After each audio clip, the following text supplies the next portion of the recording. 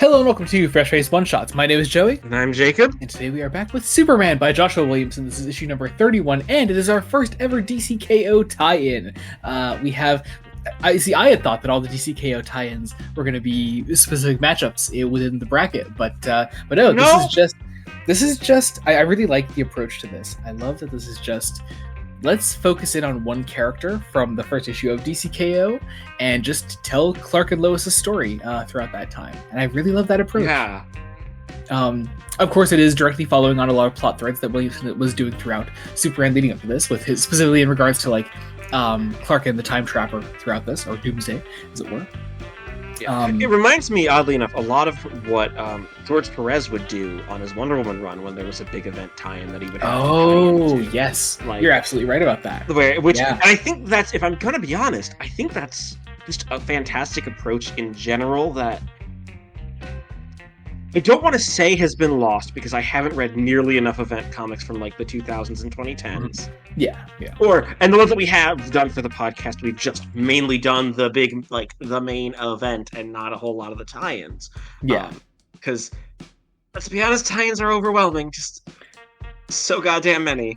They can also be really good, though. Yes. Especially when they're like this. What I also really like about this is that, although it is explicitly a DCKO tie-in, and there are things about DCKO that you need to know to read this, I would say in general, I don't know, you could read this before DCKO number 1 and still understand what's happening.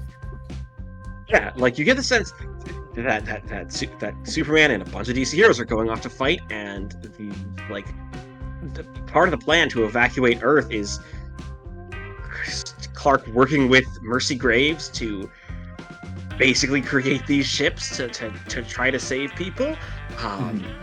There's that great montage 2-page spread in DCKO number 1 where it's the heroes spent time with their families and their loved ones, and this is all about that as well, that I really enjoy. And I also love the whole backdrop of Jor-El in this. I love the whole Jor-El drawn like a mix between Brando and Cooper. Yeah. I definitely got the sense that reading this, that I was like, okay, this kind of feels inspired by the James Gunn Superman film, especially in the way that Jor-El is portrayed as particularly, I don't want to say heartless, but particularly robotic, I should say. Okay, but this one is literally doing it, Jor-El, as a robot. It's there isn't anything in my memory about the King Omega and this whole dark side mess, because why would there be? Yeah. You can't, of course. You can't just have that. No. But yeah, I don't know. I just like that scene with Clark and Jor-El, and I like it, of course, where it goes later on in the issue. I also like that at long last we get to see Parasite once again after he was ripped in half, quite literally. He's getting better. He's getting better. He's getting better. He's Parasite. He was always going to get better. But it's nice to see that he is in fact getting better. But of course, like you mentioned, we have Mercy helping Superman to build these ships to evacuate people from the planet. These ships that look evil. They look fucking evil. It's Mercy Graves. Mercy Graves is yes. It makes sense. But we also get to see Clark and Lois here. I like this dynamic here. I like the idea of everyone in Clark's life, kind of coming to grips with what is about to happen. Sure, it's another big DC Comics event, but Williamson still treats this situation with the gravity that it should be treated with, and I enjoy that a lot.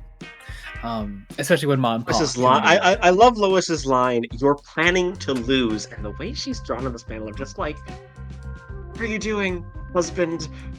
This is stupid. This is a dumb plan. I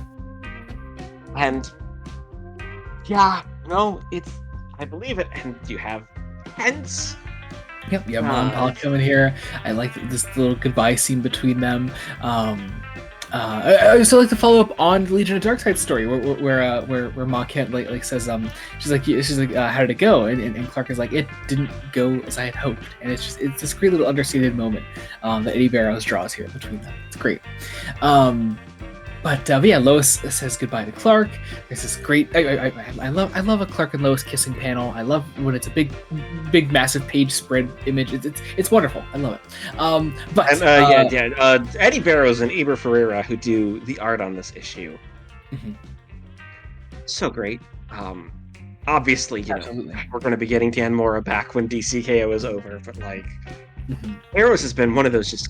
Barrows and Ferraro especially have been just two of those constant artists who have been on this run on and off, filling in when people get too busy. When your superstars like Jamal Campbell and Dan Mora, can't do this constantly. I mean, it's totally fair. But of course, Eddie, that's not to like disparage Eddie Barrows or anything like that. He deserves.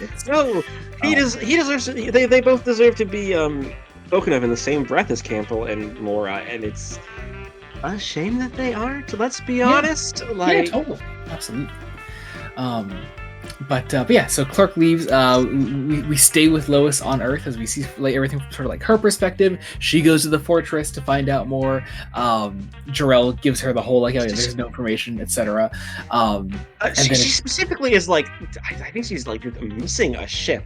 She is not getting on a ship. She's specifically, it's something's wrong here, and my reporter brain won't let me let sleeping dogs lie. And I don't know. That's just my Lois Lane. I love this character, and I want her to do this. Because of course she's gonna just jump in and be like, "Okay, what?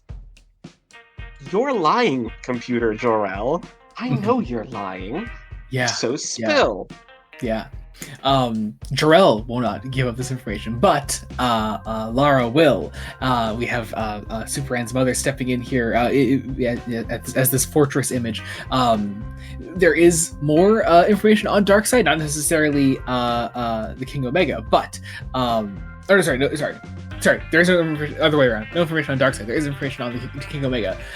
This idea of the final god.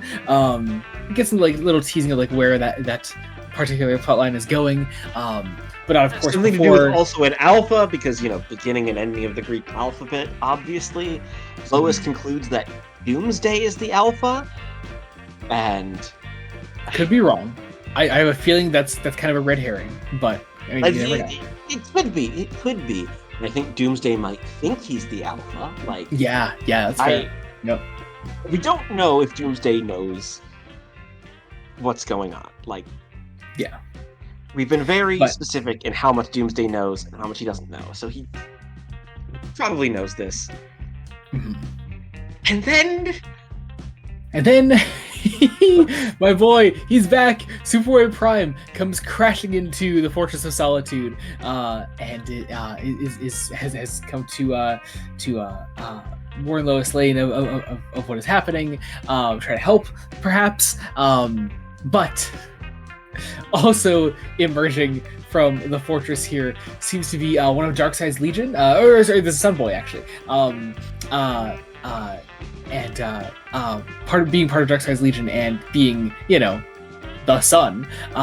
It seems in our big cliffhanger here, Lois Lane is getting her powers back, and she's gonna be Superwoman again, and I'm so fucking here for it. I'm so excited. God, cannot wait. Super excited.